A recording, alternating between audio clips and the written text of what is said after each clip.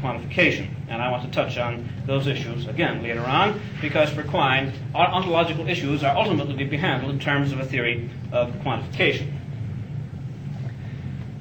I think that according to Quine, once we decide what our ontology is going to be, and do it on pragmatic and logical grounds pertaining to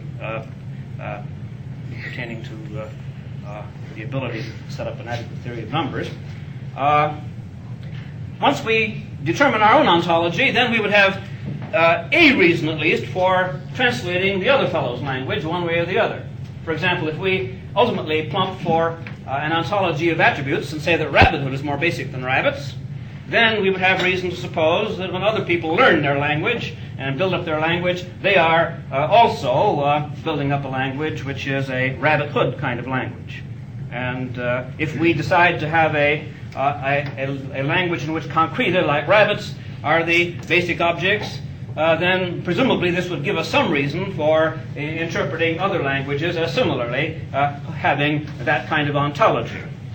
Because we can distinguish between philosophers in the culture, who could be Platonists, and what are the philosophical implications of a given language, what is the correct way to clarify it and analyze it. And as I said, if we could come to terms about our own ontology, then presumably this would give us some ground for interpreting the ontology of the language, those who use the word Gabagai. So I want to throw some light on this question of how we decide what our own ontology is to be, and as I said, for Quine, quantification theory and pragmatic grounds play a very key role. Now, let me get then down to the business of elaborating the framework in terms of which I'm going to approach these questions. The standard classical way of looking at the world, the perennial way, can be characterized as a relational picture of the world with respect to certain basic categories. For example, consider a person.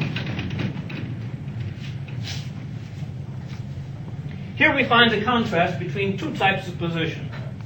I'm using this as an illustration to get the argument off the ground, and I think, however, it will provide us with a first and juicy example of a certain way of picturing the world. According to one analysis, a person consists of a mind and a body, and we have the Cartesian position, which is once again coming to play a very vigorous role in philosophical argument. Here we have a relational account. The mind is one thing, the body is another, and of course they interact, or in some way they are related in such a way that they are coordinated in their behavior. Now, according to a different kind of approach, I'll call it the relational approach and put in R1 here. According to a different approach, the approach belonging to the Aristotelian tradition and represented today by, for example, Strawson, we have a view according to which a person is a basic object. It doesn't consist of a mind and a body. Rather, the mind is a person, capable of acting, capable of thinking, and engaging in intellectual, conceptual activities. And the body would be a person, having certain characteristic abilities like the ability to fall out of a window and the ability to displace water when swimming and so on. The body then would be a person, having certain other characteristics. And of course, Strawson puts this in terms of P predicates for the mental and M predicates for the material or bodily aspects. So here we have a contrast between a relational picture and a non-relational picture. Now, I am, of course, deeply involved in the mind-body problem and the family of problems that it involves. It actually involves a number of sub-problems. There's the sense-body problem, and there's the sexual activity body problem.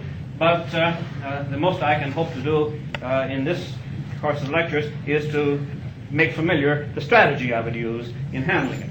But now let's look at some other elements of this relational picture of the world. In the first place, there are languages. L1, L2, Ln, and these languages are cultural phenomena, and they have meaning, and we get a relational, as you know, a relational theory of meaning. Now, the relational theory of meaning classically developed in connection with attributes.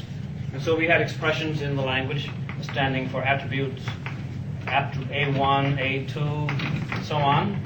And different expressions, or different languages would contain expressions for the same attributes. And so we would have a relation here. Here's R2, relation between language and attributes. And of course, they can be called meanings. In this respect, this would be the meaning relation. Then, of course, minds are related to these to attributes. We have a relation of awareness or apprehension. We have a relation whereby the mind can cope with the attributes of things. So we have, again, another relation, R3. And then, furthermore, we have in this picture another relationship. We have, in addition to the domain of meanings or intelligibles, we also have concreta. Different philosophers give different accounts of what are concreta, and that's going to be a deep concern of ours. But roughly, in the first instance, concreta would be things located in space and or time. And we have a theory then of relation here. There's a relation holding between concreta and attributes. Call that R4. This is a relation of exemplification.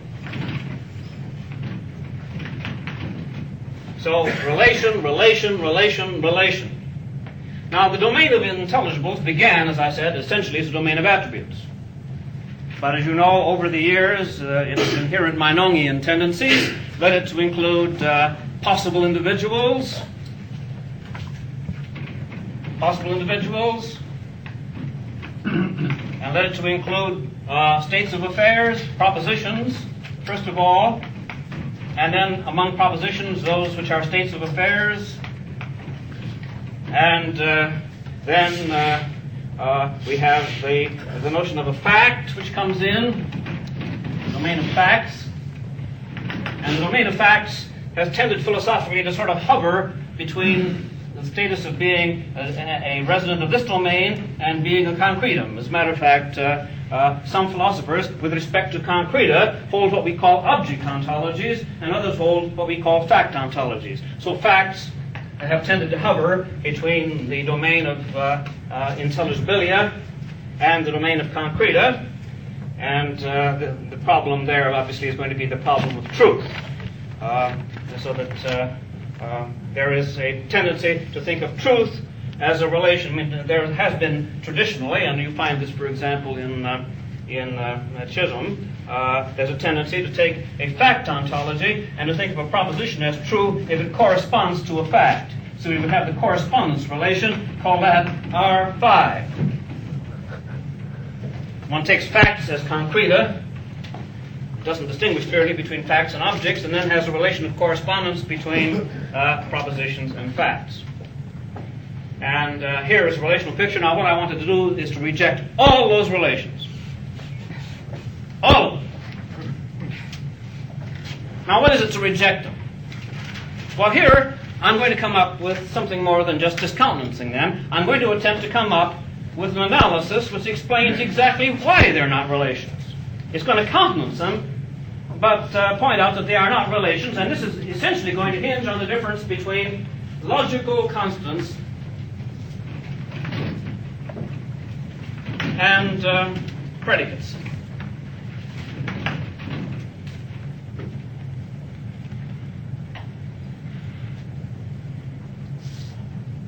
Now what this means is that I'm going to take seriously the surface grammar of all the expressions that seem to designate relations of these various kinds here. And then I want to persuade you that they can be rationally reconstructed in a way which shows them not even to be relation words at all, but to have a different kind of function, and in the cases that I'm going to be concerned with, to show them directly to be logical constants, including in here the quantifiers and as well as the connectives. Okay, so I'm going to start